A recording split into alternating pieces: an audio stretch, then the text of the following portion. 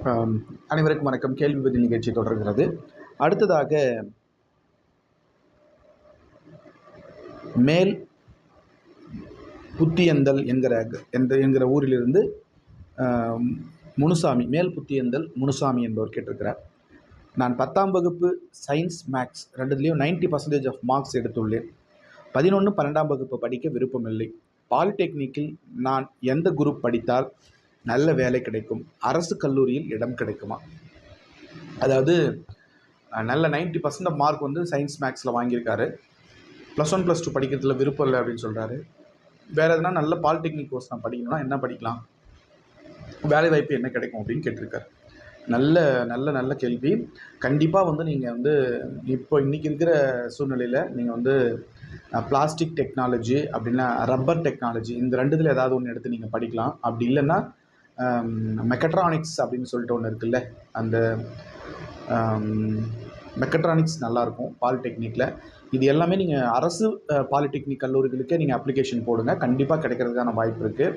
நீங்கள் என்ன கம்யூனிட்டின்னு தெரியல, உங்கள் கம்யூனிட்டி வந்து பிசி எம்பிசி எதுவாக இருந்தாலும் உங்களுக்கு 90% ஆஃப் மார்க்ஸ்ன்றதால கண்டிப்பாக ரப்பர் டெக்னாலஜி, பிளாஸ்டிக் டெக்னாலஜி, அப்புறம் மெக்கட்ரானிக்ஸ், அப்புறம் இந்த மாதிரியான குரூப்லாம் கிடைக்கிறது கண்டிப்பாக வாய்ப்பு இருக்குது. இன்னொரு விஷயம் என்னென்னா, central institute of petrochemical engineering and டெக்னாலஜின்னு சொல்லக்கூடிய இந்த சிப்பெட்டை கூட நீங்கள் ட்ரை பண்ணலாம்.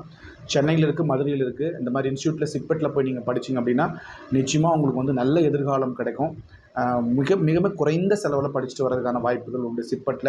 சிப்பெட்டில் வந்து 3 இயர்ஸ் டிப்ளமோ கோர்ஸும் இருக்குது. அது முடிச்சிங்கன்னா அங்கேயே நீங்கள் பிஇ பண்ண முடியும், எம்இ பண்ண முடியும், நல்ல வேலை வாய்ப்புகளை பெற முடியும். அதனால் வந்து தைரியமாக வந்து நீங்கள் இந்த மாதிரி துறைகளை வந்து பண்ணுங்கள். அப்படி இல்லைன்னா நம்ம திருப்பூரில் இருக்கக்கூடிய நிஃப்டியில் வந்து படிங்க. National institute of technology and Tiruppur export association அவங்க வச்சுருக்கக்கூடிய அந்த ஃபேஷன் டெக்னாலஜி காலேஜில் போய் படிச்சிங்கனாலும் நல்ல ஒரு எதிர்காலம் இருக்குது. நீங்கள் கண்டிப்பாக நல்லா படிக்கலாம். நான் அரசு கல்லூரிகளில் படிங்க, நல்ல குறைந்த கட்டணத்தில் சிறப்பான முறையில் நீங்கள் படிச்சுட்டு வரதுக்கான அத்தனை வாய்ப்புகள் இருக்குது. நல்ல மதிப்பெண்கள்ன்றதால கண்டிப்பாக உங்களுக்கு அரசு கல்லூரிகளில் இடம் கிடைக்கும். வாழ்த்துக்கள். அடுத்தது பிஎஸ்சி ஃபயர் சேஃப்டி படிப்பு எங்குள்ளது? அந்த படிப்புகள் வேலைவாய்ப்பு எப்படி உள்ளது? அரசு கல்லூரி உள்ளதா, தனியார் கல்லூரிகள் உள்ளதா, எவ்வளவு கட்டணம் ஆகும்? பிஎஸ்சி ஃபயர் சேஃப்டி அப்படின்னு சொல்கிறது வந்து பார்த்திங்கன்னா தமிழ்நாட்டில் ஒரு இடத்துல மட்டும் தனியார் கல்லூரியில் இருக்குது. அது எங்கே அப்படின்னு பார்த்திங்கன்னா சிவகாசிக்கு பக்கத்தில், நம்ம தஞ்சாவூர், சிவகாசி, விருதுநகர் இந்த பக்கம்லாம் வந்து தீப்பெட்டி தொழிற்சாலைகள் அதிகமாக இருக்கிறதால அங்கே அடிக்கடி தீ விபத்துகள் நடக்கும் அப்படின்றதால அந்த பக்கம் வந்து அந்த கல்லூரிக்கு ஒரு லைசன்ஸ் கொடுத்து அந்த கல்லூரி நடந்துகிட்ருக்கு, சேஃப்டி அண்ட் ஃபயர் சேஃப்டி. அந்த கல்லூரியில் வந்து நீங்கள் பிஎஸ்சி அந்த மாதிரி கொடுக்குறாங்க, படிக்கலாம். ஓரளவுக்கு அஃபோர்டபுள் ஃபீஸ் தான், நியாயமான ஃபீஸாக இருக்கும். மற்றபடி நிறைய இன்ஸ்டியூட்லாம் வந்து ட்ரஸ்ட் மூலிமா வந்து ஃபயர் சேஃப்டி கொடுக்குறோம், அது கொடுக்குறோன்னு சொல்கிறாங்க.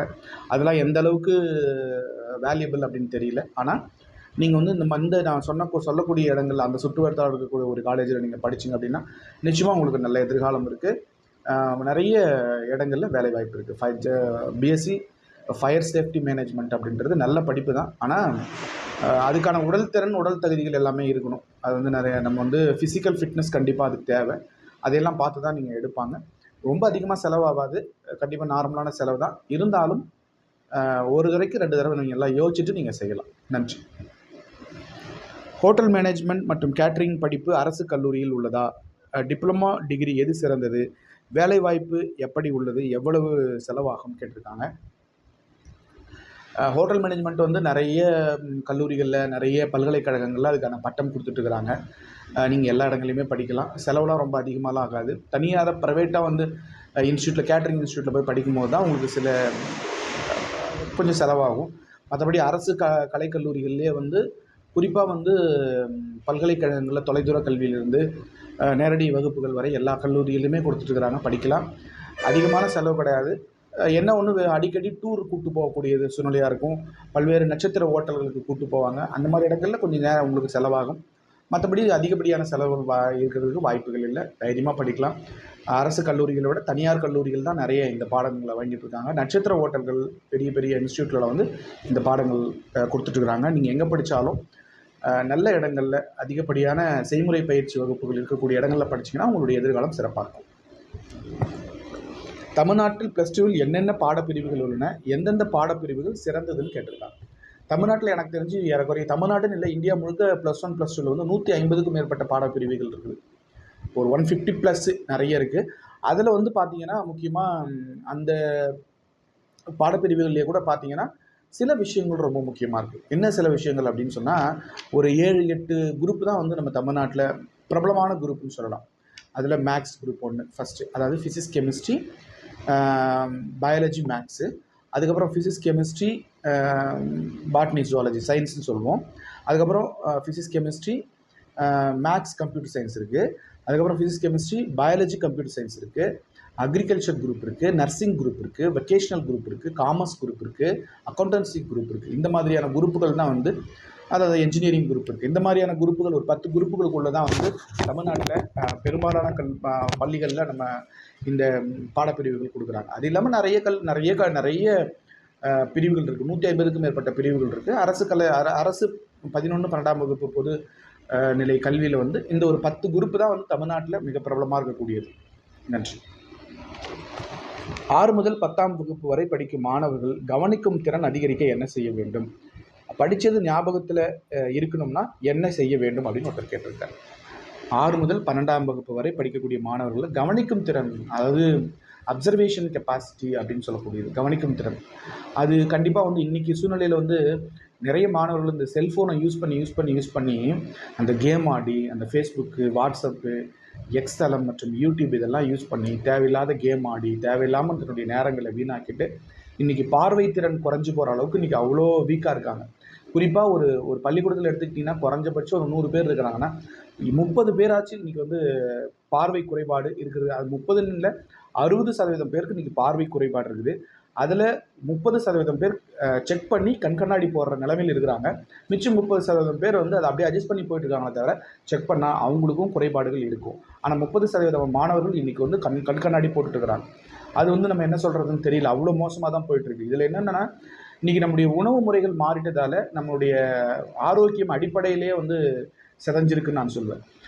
ஒரு கீரைகள் எடுத்துக்கிறது இல்லை, ஒரு காய்கறிகள் எடுத்துக்கிறது இல்லை, பழங்கள் எடுத்துக்கிறது இல்லை, வெறுமனே வந்து ஃப்ரைட் ரைஸ் எதுவாக இருந்தாலும் வறுத்தது, பொரிச்சது, எண்ணெயில் போட்டது, இந்த மாதிரியான உணவுகளை நீங்கள் எடுத்துக்கும் போது ஒரு அவசரத்துக்கு ஸ்கூல் கிளம்புறோம் அப்படின்றதுக்காக மேகி நூடுல்ஸ் அப்படின்னு சொல்லிட்டு நம்ம இயற்கைக்கும் நம்ம சூழ்நிலைக்கும் நம்ம சீதோஷ்ண நிலைக்கும் ஒத்து வராத நிறைய அந்த உணவுகளை நம்ம வந்து எடுத்துக்கிறதால நம்முடைய ஆரோக்கியம் கேள்விக்குறியாக இருக்குது, நம்முடைய அந்த புத்தி கூர்மையும் கேள்விக்குறியாகிடுச்சு. அதனால் வந்து முழுக்க நம்ம உணவு பழக்கங்களில் மாற்றம் கொண்டு வரணும். எல்லா சூழ்நிலைகளிலும் நம்ம வந்து போராடணும். அப்படின்னா மாணவர்களுடைய ஃபிசிக்கல் ஆக்டிவிட்டிஸ் டெய்லி ஒரு 1/2 hour to 1 hour ஒரு பீரியட் வந்து டெஃபினட்டாக வந்து விளையாட விடணும்.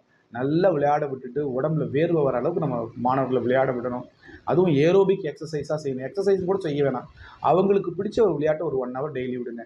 ஒரு நாளைக்கு 10 மணி நேரம் 8 மணி நேரம் ஸ்கூலு, டியூஷன் அப்படின்னு சொல்லிட்டு அலைஞ்சிட்டு இருக்கிறதால மாணவர்கள் ஸ்ட்ரெஸ் ஆகிறதுக்கான வாய்ப்புகள் உண்டே தவிர மேலும் அவங்க படித்து இன்னும் நல்லா சிறப்பாக வரணுன்றதுக்கான எண்ணமும் குறைஞ்சிரும். அதனால் வந்து நல்ல உணவு முறைக்கு மாற்றுங்க, நல்ல ஏரோபிக் எக்ஸசைஸ் செய்யுங்க. டெய்லி மார்னிங் வந்து ஒரு 10 minutes வந்து யோகா மெடிடேஷன் செய்யுங்க. கண்டிப்பாக நிச்சயமாக வந்து நல்ல புத்தி கூர்மைகள் கிடைக்கும். அதில் எந்த மாற்று கருத்தும் இல்லை. அவருடைய கவனிக்கும் திறனும் அதிகமாகும். நன்றி. தொடர்ந்து இப்போது இந்த நிகழ்ச்சி, அதாவது கேள்வி பதில் 8வது கேள்வி பதில் நிகழ்ச்சியிலேருந்து நாம் 5 கேள்விகளுக்கு பதில் சொல்லலாம் அப்படின்ட்டு இருக்கோம். ஏன்னா ஒரு அதிகமாக வந்து நான் ஒரு 10 கேள்விக்கு ஒரே டைமில் பதில் சொல்கிறதால ஒரு 20 நிமிடம் 25 நிமிடம் போகுது. அதை 2ஆக பிரித்து போடும்போது ஃபேஸ்புக்கில் அதை பதிவேற்றுறதுக்கு நமக்கு வசதியாக இருக்கும். அதனால் வந்து இதை அந்த மாதிரி பிளான் பண்ணியிருக்கோம். 2ஆக பிரித்து போட்டுக்கலாம். 5 கேள்வி 5 கேள்விகளாக பதில் சொல்லலாம்னு சொல்லி. ரொம்ப நன்றி. உங்களுடைய ஆதரவுக்கும் உங்களுடைய கருத்துக்களுக்கும் ரொம்ப நன்றி. தொடர்ந்து நம்ம சேனலை பிடிச்சிருந்தா சப்ஸ்கிரைப் பண்ணுங்கள். உங்கள் தெரிஞ்சவங்களுக்கு, கிராமப்புற மாணவர்களுக்கு தொடர்ந்து நம்முடைய சேனலை பற்றி ஷேர் பண்ணி தகவலை சொல்லுங்கள். நன்றி, வணக்கம்.